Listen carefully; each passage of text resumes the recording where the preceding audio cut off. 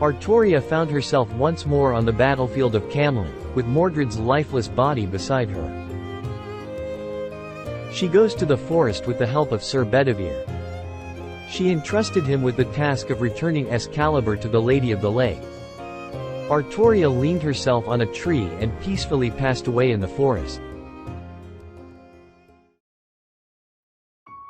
The scene shifted back to Ghana. Gathering every ounce of strength he had left, he uttered a prayer. "O dear God, the most gracious, the most merciful, grant me the strength not to repeat the same mistakes. Prevent me from being a coward. Allow me to walk forward. I am beg of you, God. Please, unchain this world from our mistakes." A surge of magical energy expanded across a vast area, filling the very infinity itself. Emiya did his utmost to shield everyone near the portal, creating a barrier with Roias, while the other masters supported him with their mana. The barrier was continually breached, but Emiya persevered in recreating it. What is this feeling? I felt Saber disappear? You say what? Saber disappear? I can still feel the presence of Saber of Red. Whatever you're trying to do, hurry up. No. My little brother is still there. Skaha, please. Master. I will go for him. Stay. If you don't believe in him, then leave through the portal. I'm doing my best to stay here. He never said anything about escaping if it's unwinnable. He didn't utter a single word of retreat. I believe in Senpai. I too believe in him. I won't leave. I will keep focusing until we win. Caster, you hold the key to this event. Remember what he said about the soul. Yes. The energy wave stretched to infinity, threatening to annihilate the override itself. If the servants touched this tranquil realm, they would instantly be unsummoned from this world. However, Ciro's unwavering will continue to override it. The scene shifted to Ghana. With his remaining strength, he retrieved his last scroll. He knew that Mordred would eventually run out of mana, leading her to become the goddess of rebellion. Ghana used the last scroll, unveiling it. I can't. I don't have any aura left. God, please make this work. Ghana unveils the scroll, and to his surprise, it is levitating in the air. The scroll can't be levitating in the air unless the user has the necessary aura. But Ghana knew it well. It was not aura that he used. Despite that situation, he pressed on. Use everything in me instead of your mana, Mordred. Perfect. Bonding. Mordred Pendragon. A red string connected Ghana and Mordred, but somehow, she remained unresponsive. Her surroundings seemed to have faded away, just like during the previous singularity when she lost control. Ghana's vision began to fade.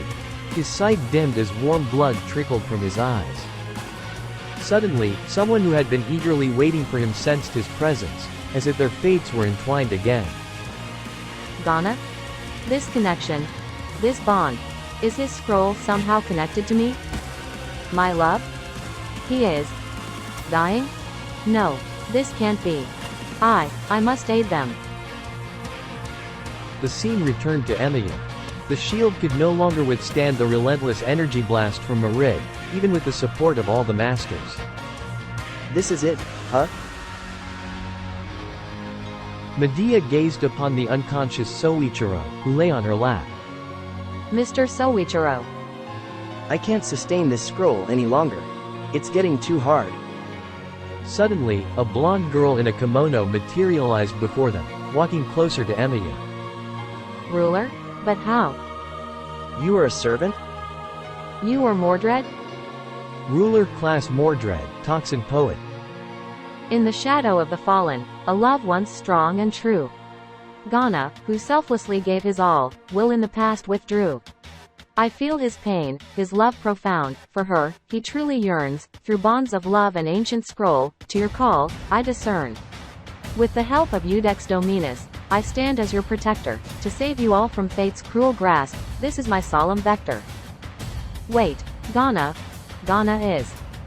No, please save him. His mortal journey will reach its end, in realms afar he will tend. You are late, ruler. I can't uphold this shield much longer. I'm nearing my limit. Brave archer, your watchful grace, I'll shield them all in your place. The ruler class, Mordred Pendragon, unleashed her Noble Phantasm. She embedded Clarent into the ground and began chanting a poem. 剣を刺せ、運命の支配者よ。花びらを咲かせ、世界が待つ。桜の優美、輝く芸術。我が宝具、今ここに立つ。溢れる桜、花びら楽園。Ruler channeling her power through Clarent to the ground. Suddenly, an enormous sakura tree emerged from the realm before them. Its blossoms shielded them from the devastating energy blast, its petals imbuing the servants with a sense of courage and valor. It mended Sovicharu's wounds, instilled Siro with newfound resolve, yet failed to dispel the sorrow within Bazit's heart. Before ruler class, Mordred, is about to vanish, she imparted words of courage to all. As I fade, take courage, stand tall, in your hearts, let hope enthrall. Wish for miracles in the darkest night, his valor will bring the light. Mordred ruler class vanished, but her noble phantasm, a colossal sakura tree shielding them from Marid Almazmama's energy onslaught, remained. Ghana, I'd like you to meet Bazit. She's going to start living with us today. Just think of her as your big sister, okay? She is 12, just 7 years older than you, my son.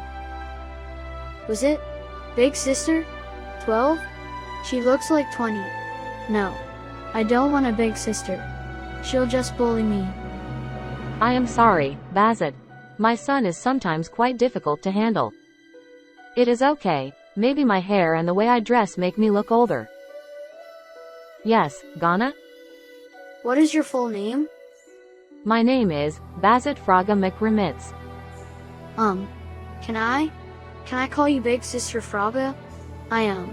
If you want. Yes, of course. I'll be your big sister Fraga, my sweet little brother. Big Sister Fraga, I have a present for you. What's this? A heart-shaped paper? It is an origami paper shaped like heart, or love. Hee hee. A heart, huh? My sweet little brother, did you make this? Yes. Because I love you, Big Sister Fraga. When I grow up, I will protect you from any danger. Sweet heart. I love you too. Are you secretly in love with me? That's so very sweet of you. Yes, I love you very, very much. I want to be with you forever. Ah, what did I say? No, forget it, Big Sister Fraga. No, I misspoken. But I want to be with you, forever and ever. Come here, let big sister hug you with all the love in the world. The more you resist, the tighter I'll hug you. This will be our daily ritual, every night I will hug you until you fall asleep.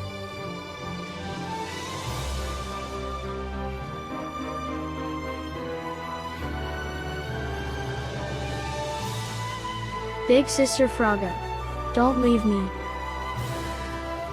Sweetheart.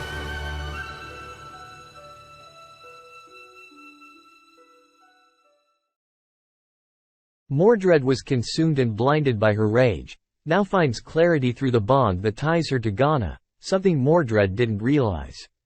In that moment, the purpose of her stand becomes vivid, to safeguard Ghana and Artoria. Despite the apparent loss of Ghana, she resolutely rejects that reality. She is afraid to look back, to witness her boyfriend's condition. She clings to the conviction that he still lives, breathing and patiently awaiting her. Refusing to accept his demise, she rebels against the grim truth she witnessed before engaging in battle against Marid. I refuse to accept the reality that you are already gone, Ghana. I won't let you turn into the goddess of rebellion. Mordred. With determination in her heart, her grip on Clarent tightens, pointing to the sky, and began chanting silently. Meanwhile, Ghana started to regain his strength and forcefully walked toward Mordred. He is praying to encourage himself to move forward no matter what. Dear God, I love him. Dear God, I love her. He taught me that you exist, God. I know you are always there for me, God. I will give everything to him. I will give everything to her. Including my life. Let this be my final gift. Because he Because she is my everything.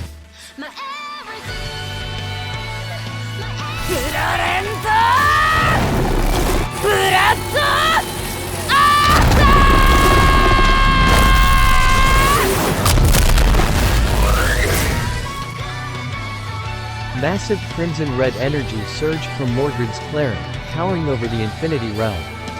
Mordred unleashed the most potent Noble Phantasm in the history of heroes. The power contained within Claret's blood arca, which she wielded, had the capacity to obliterate the very earth itself.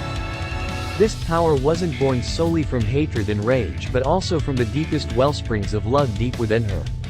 Mordred saw the formidable energy and immediately stopped his attack, focusing on defending himself. She pointed her claret to the sky and let the energy blast overlap the Infinity Realm itself. The tremendous crimson-red energy consumed Mordred, but he managed to defend himself, though the relentless blast persisted, as if Mordred no longer cared about anything else. All she desires is to kill the Jinn. No! This power! I, defeated by a human? I abhor you. I despise you, human. Despite his body's exhaustion, Ghana tried to reach Mordred, extending his right arm to reach her. Suddenly, his right arm was severed at the elbow, his body falling apart by itself. But he pressed on, his determination propelling him forward. Just a little bit more. He forced himself to walk toward Mordred, reaching her from behind and embracing her with his left hand. Mordred remained unfazed, evidence that she no longer recognized her surroundings, much like the previous singularity. Mordred. Within the massive crimson energy, an entity appears before Mordred. Mordred knew well the entity who appeared before him. General Ball, you are supposed to be in hell. Little Mordred, you bring disgrace to us by waging war against God. What are you compared to God's Arshi? God has allowed me to appear here, to witness just how insignificant you are in your scheme. Destroyed by humans and my filthy descendant. Suddenly the crimson energy from Mordred becomes larger and intense. Swallows Mordred entirely, obliterating him. Until we meet again in Jahannam. After a moment, despite the energy blast ceasing, Mordred remained in the same position, lost in her trance. Ghana knew this was the end. Goodbye, my darling. My everything. Ghana gently kissed Mordred on her cheeks. I love you, to the moon and back. Twice. Ghana's vision faded into a complete darkness, leaving him with an overwhelming sense of coldness and loneliness. He tried to reminisce about the memories of his childhood when his parents were still alive. When Mordred was happy around him. He imagines if life is as simple as holding both hands together, where his both beloved Mordreds could exist side by side. But the exhaustion erased every thought, like a wave washing away writings on a shore. While enveloped in the darkness, two colossal entities come to him.